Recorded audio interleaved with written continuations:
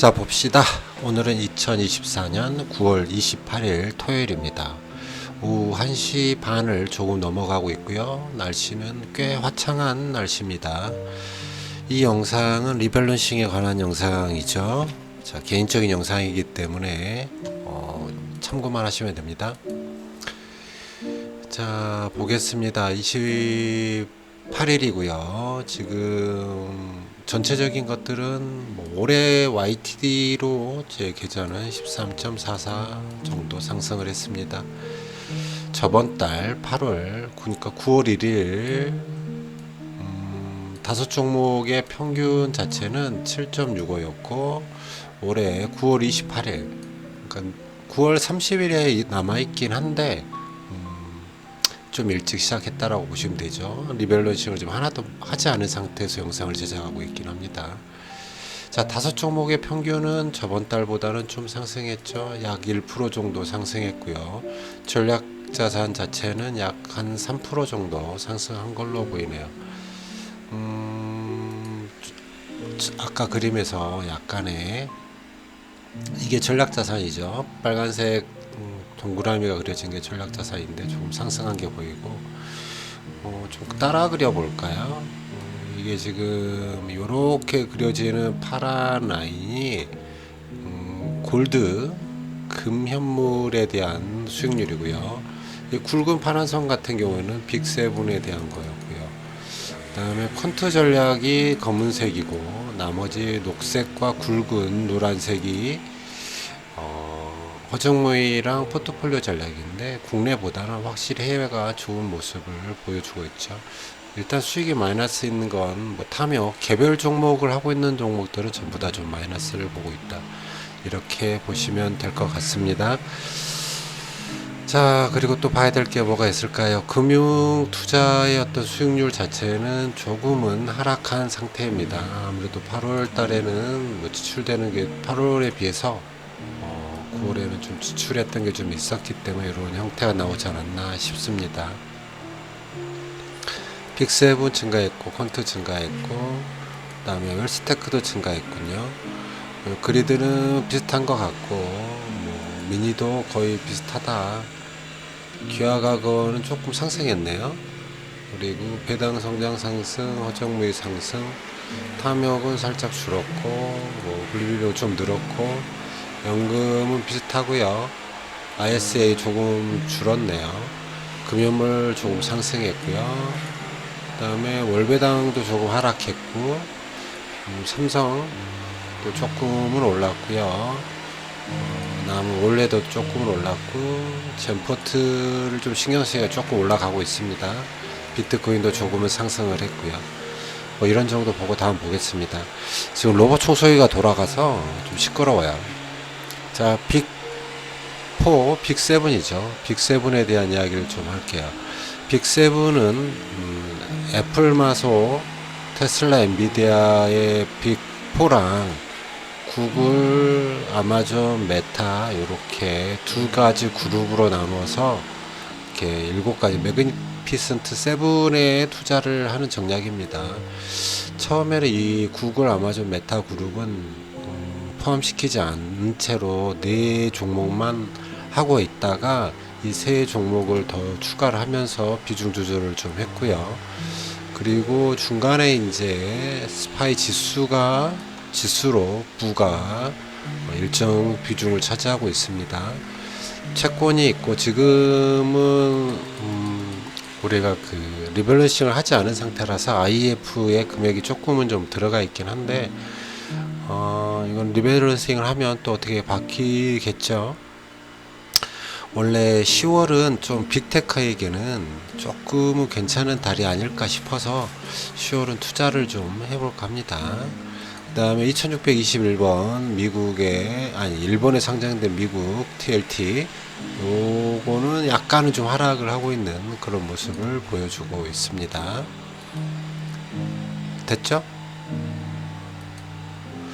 자, 산료소요 단독 영상을 최근에 올린 것 같은데요. 여기는 이제 약간 연구 포트폴리오의 변형, 그 다음에 LAA 전략의 변형이죠.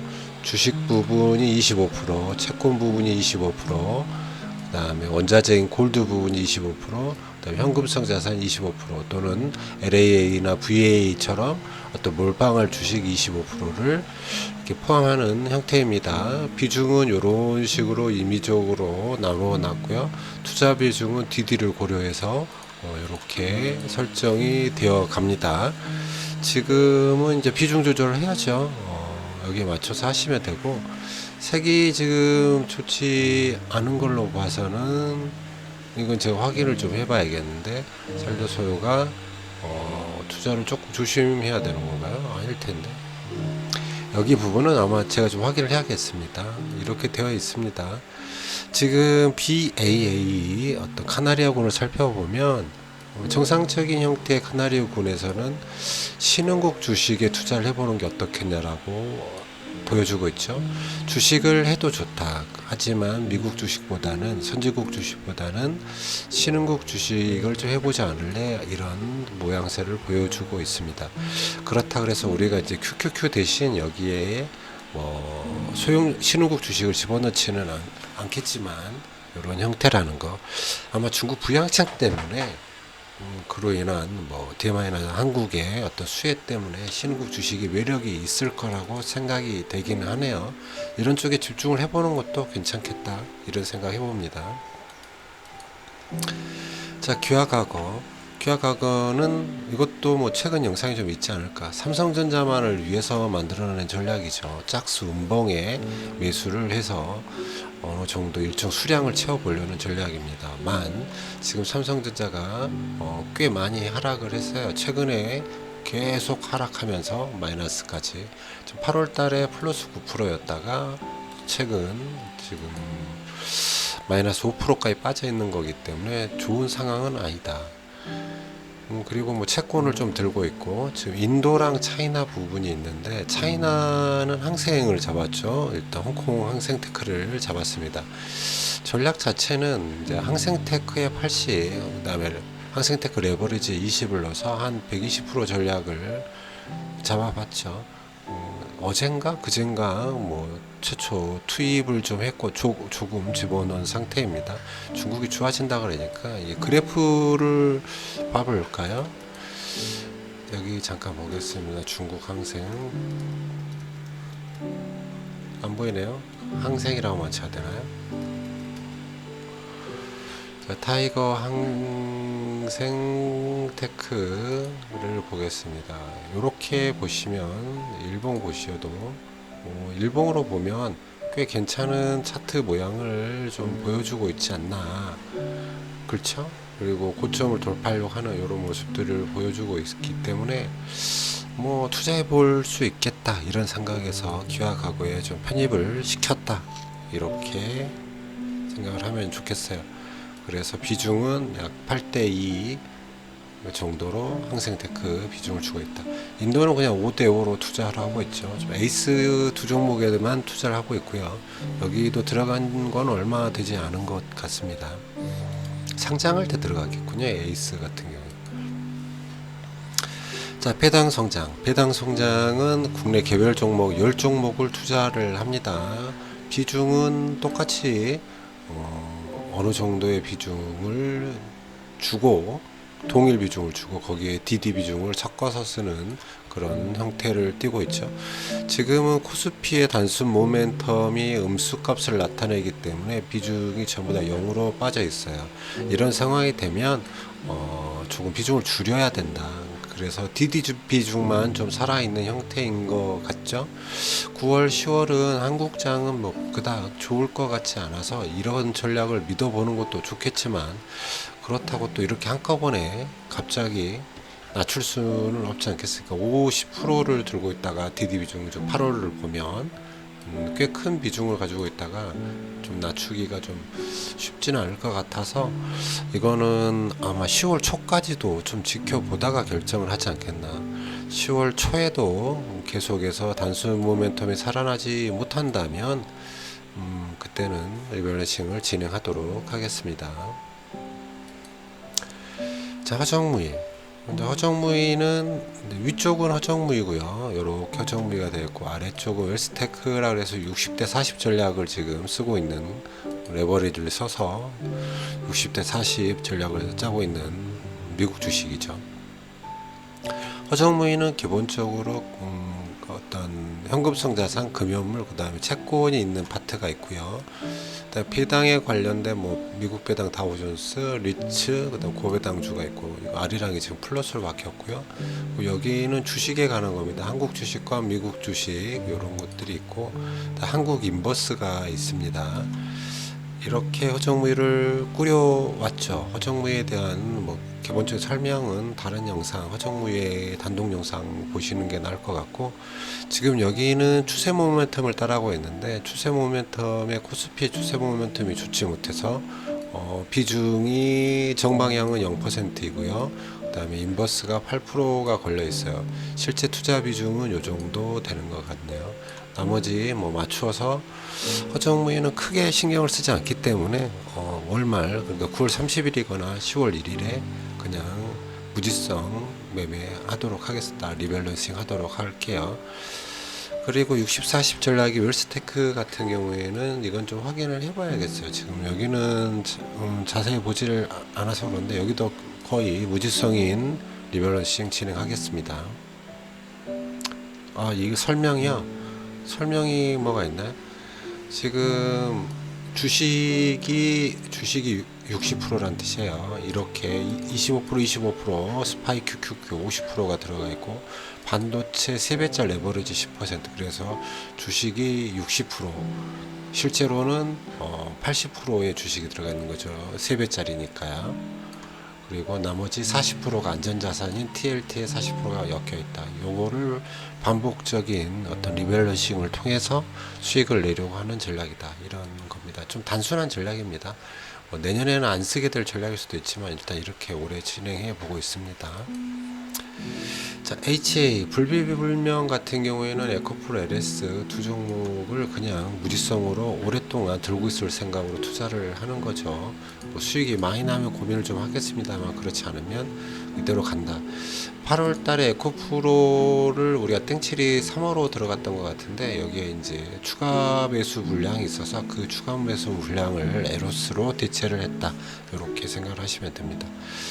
다음 미국 주식 같은 경우는 HA 전략을 쓰고 있죠. HA 전략이 이게 지금 캡처할 당시의 모양새이긴 한데 똑같은 얘기가 될 것 같아요. 선진국보다는 일단 신흥국에 투자하는 게 좀 더 낫지 않을까.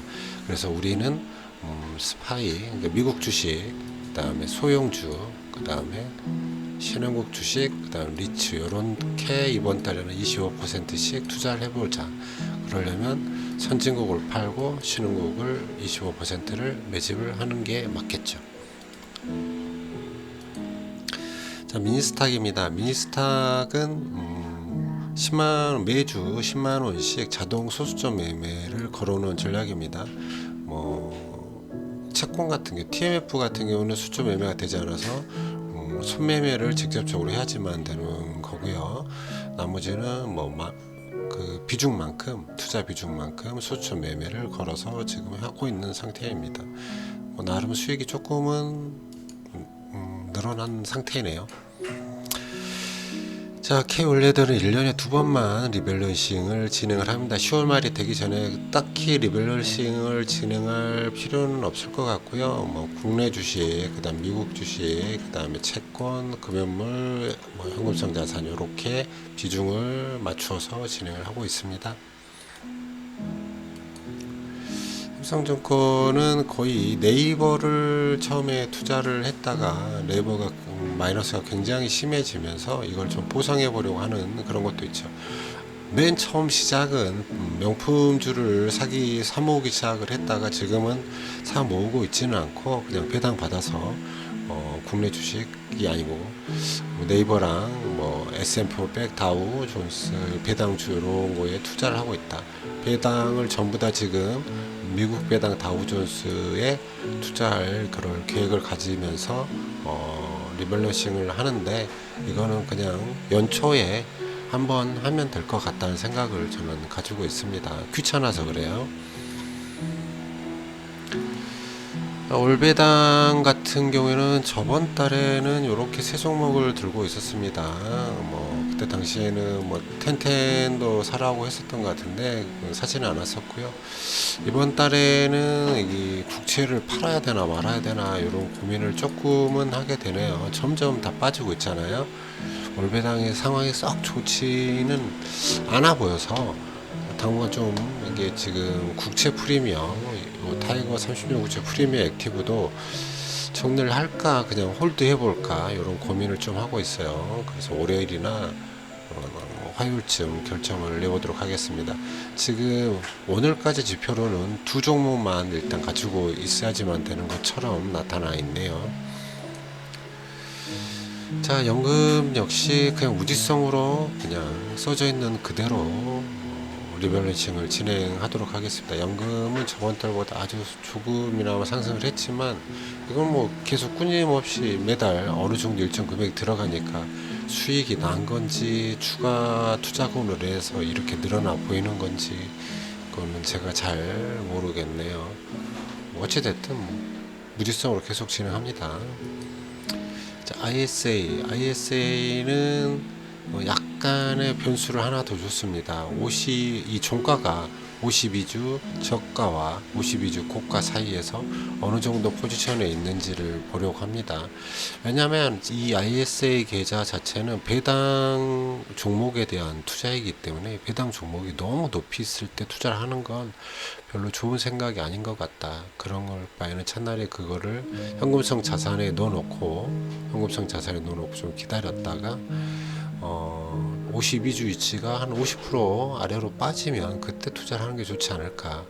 처음에는 DD만 보고 한 20% 아래로 빠지면 사볼까 이런 생각도 했었는데 그런 것들 한번 짬뽕해서 언제 매수를 하는 게 좋을지 이런 것들 결정해 보겠습니다. 특별히 매수할 게 아니면 전부 다 현금성 자산으로 유치시켜 놓는 방법을 택하도록 하겠습니다. 월배당은 뭐 크게 더 늘려나갈 생각은 없다.